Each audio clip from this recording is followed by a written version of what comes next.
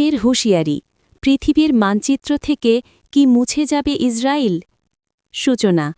মধ্যপ্রাচ্যে যখন সামরিক উত্তেজনার আগুন দাউ দাউ করে জ্বলছে, ঠিক তখনই এক বিস্ফোরক বক্তব্য দিয়ে বিশ্ব রাজনীতিতে তোলপাড় সৃষ্টি করেছেন উত্তর কোরিয়ার সর্বোচ্চ নেতা কিম জং উন।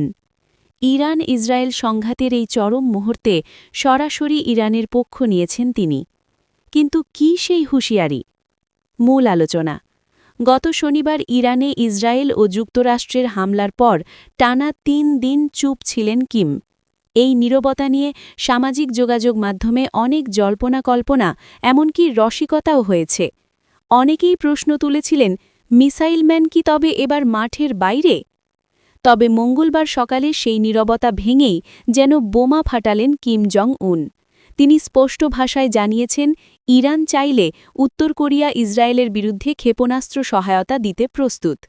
আর কিমের দাবি অনুযায়ী তাদের একটি মাত্র মিসাইলই নাকি পৃথিবীর মানচিত্র থেকে ইসরায়েলকে মুছে ফেলার জন্য যথেষ্ট।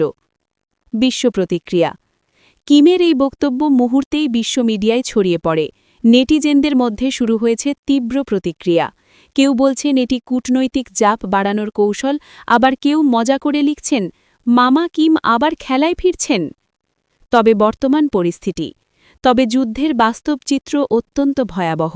যুক্তরাষ্ট্র ইতিমধ্যে মধ্যপ্রাচ্যের অন্তত ১৪টি দেশ থেকে তাদের নাগরিকদের সরে যাওয়ার নির্দেশ দিয়েছে। সৌদি আরব ও কাতার সহ একাধিক দেশে জারি করা হয়েছে ভ্রমণ সতর্কতা।